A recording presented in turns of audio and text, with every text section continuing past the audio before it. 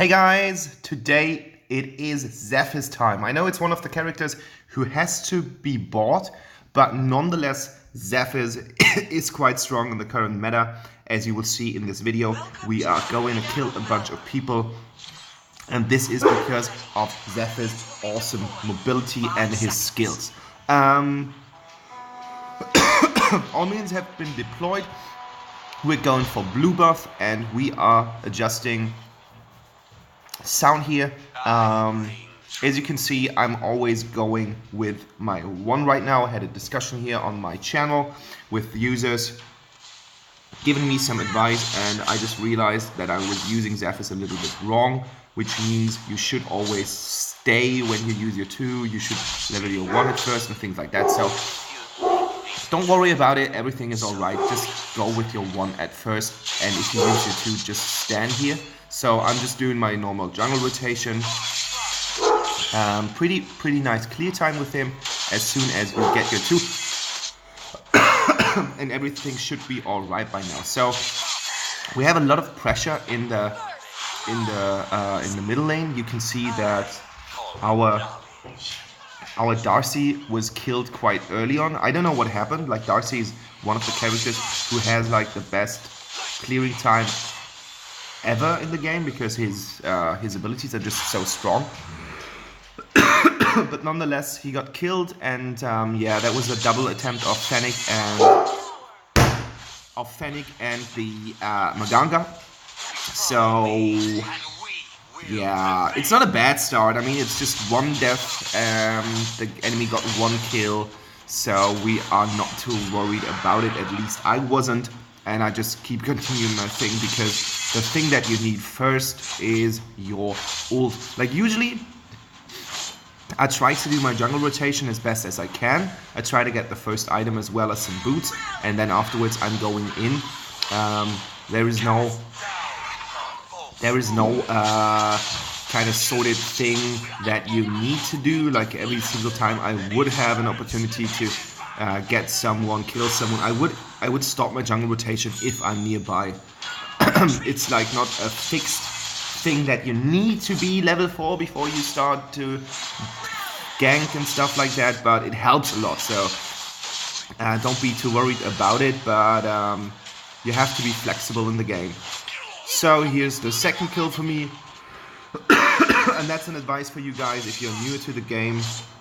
Don't cross things through the river. That's like the most important, and that's the most dangerous thing.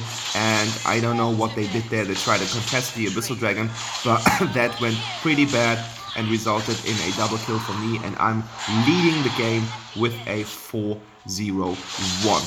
Pretty nice start. 4 kills in under 4 minutes. That's something that you wanna have. You can see that we already managed to get the first tower here on the top lane.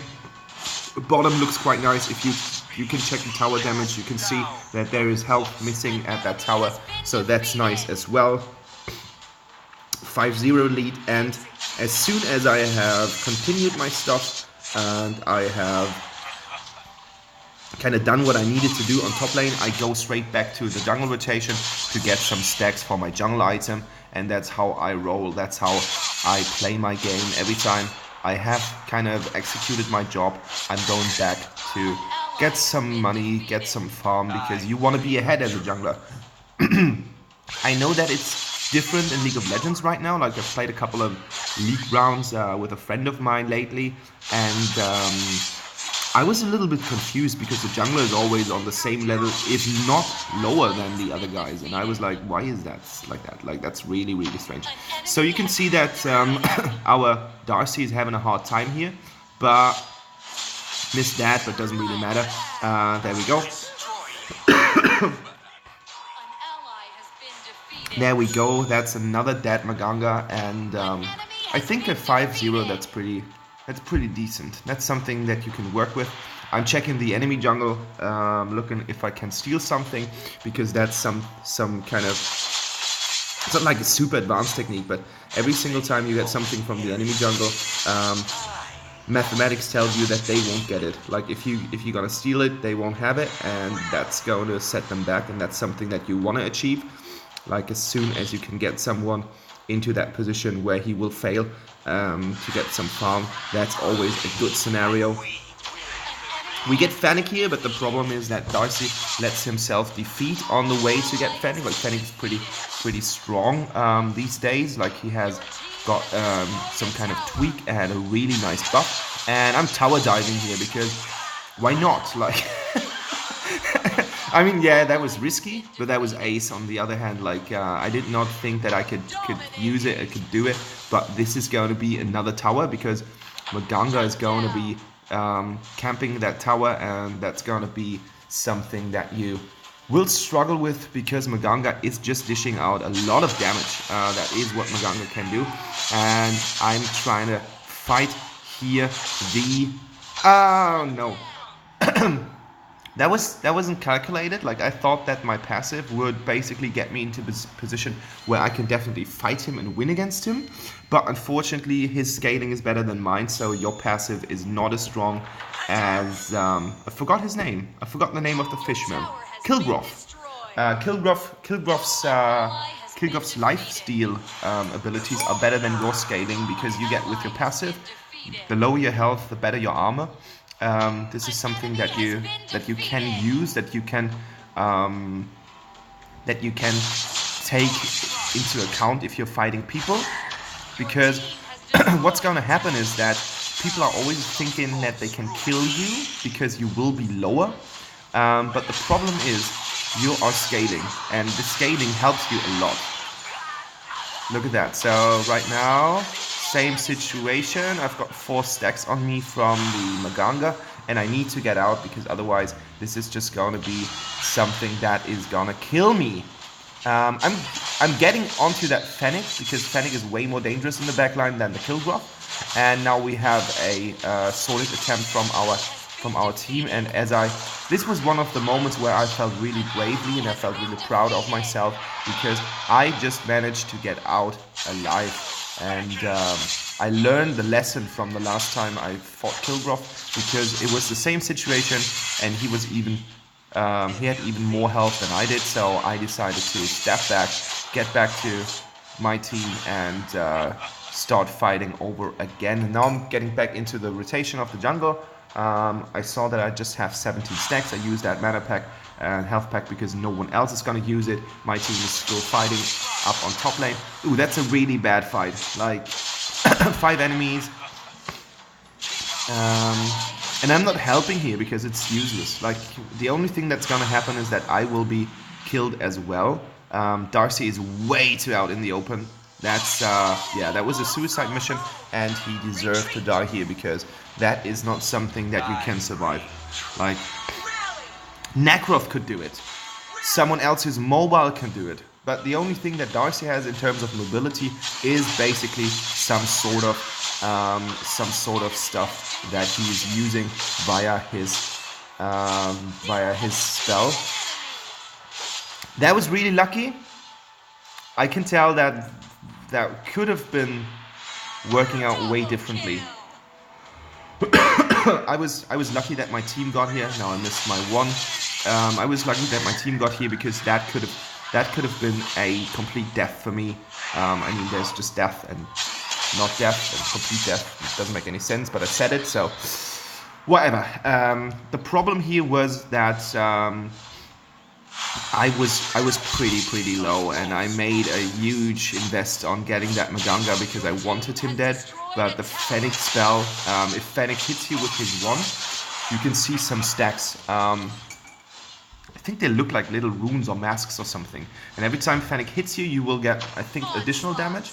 And as soon as he hits you 4 times, I think it's 4 times, he will kind of trigger some special move thingy.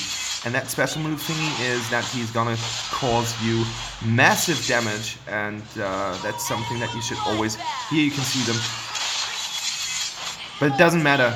I killed him nonetheless because now I've got Frost Cape. So I've got an additional damage trigger. Maganga is already dead. That was That was our Arthur. Our Arthur was really nice here in that scene. But now we're fairly low. Everyone is low. So there's nothing that we can basically do against it. I just realized that Enzo is kind of... Enzo feels a lot like the other dude that just got out, Arrow. Maybe it's the E thing. I don't think... Like, if you're a good player, you will make them work nonetheless. But so far, I wasn't surprised so far. I was like, okay, these guys are just kind of okay-ish. Like, not that happy with them.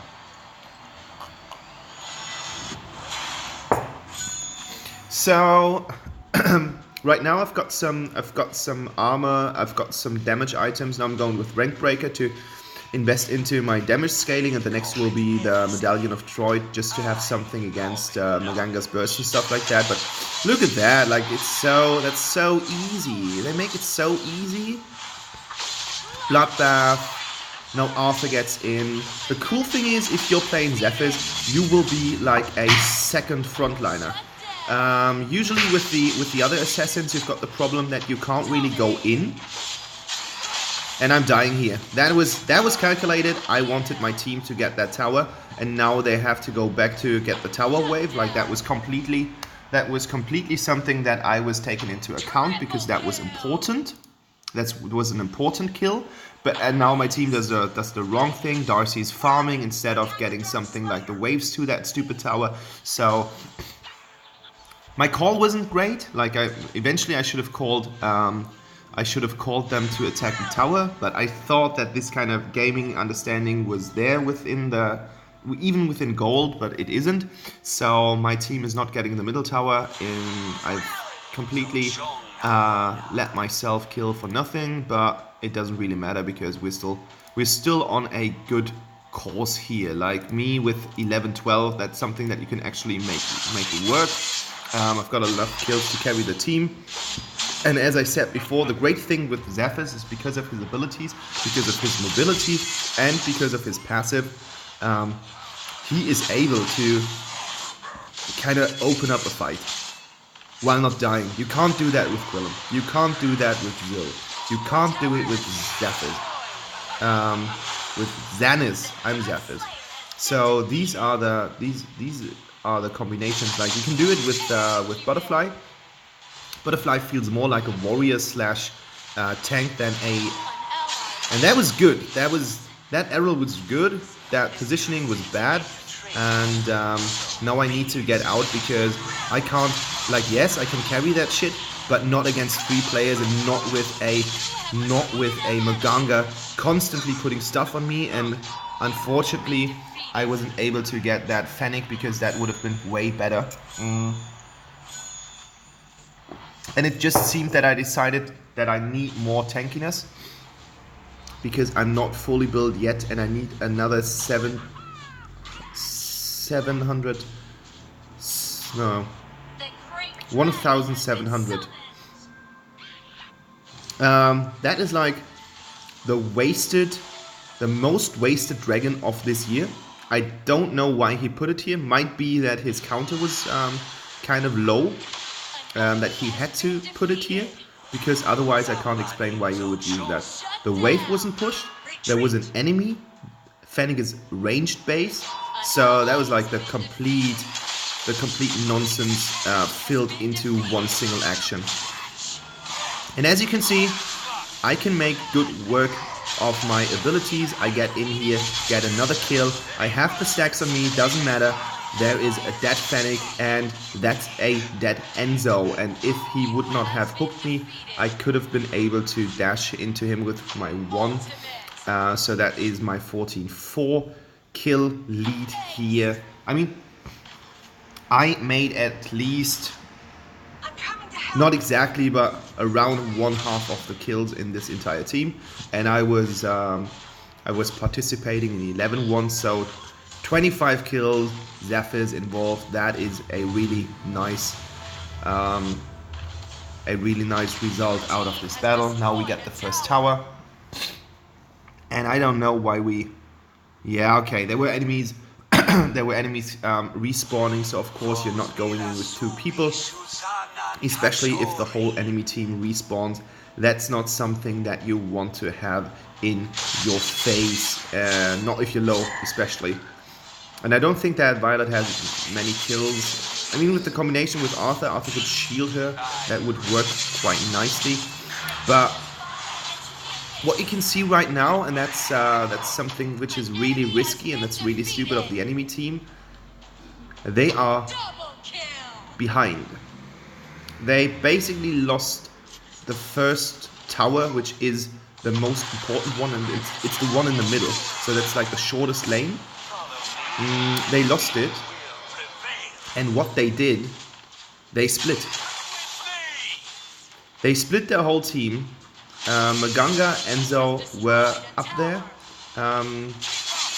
Quillen wasn't there, and Kilworth wasn't there as well. So if you are behind, you want to fight as a team. Like, there is no reason why you shouldn't do it. Fennec got killed here by the very strong Darcy ult. That was crazily good. Now Maganga and Enzo are back, and I'm pushing the lane into their towers. There is another double kill. There's not that much that Maganga can do against it. I get tower aggro, but I'm going out, and this is game. Like, they threw it away before, but the main mistake was that they split when defending. That's not something that you want to do, not if the enemy is so far ahead of you, and they did it, and that's what caused them the complete violation of what they thought could be a nice game. So you saw that Zephys is still really, really strong. I don't know if there's like a special meta, like we had the AD jungle meta before, like the marksman meta. I think you can now basically play anything that you want. Like, if even Baldum is valid in jungle or legit, you can play all the Zephys. I don't know if I would play Lumbur. His clearing is just too low. Here's my build. I'm gonna put it in the comment section below. Here comes the statistics. And if you guys liked and enjoyed that match, just subscribe to my channel. I'm What If Dusk Gaming, and there will be more videos to come tomorrow. Bye bye guys, have a nice Wednesday.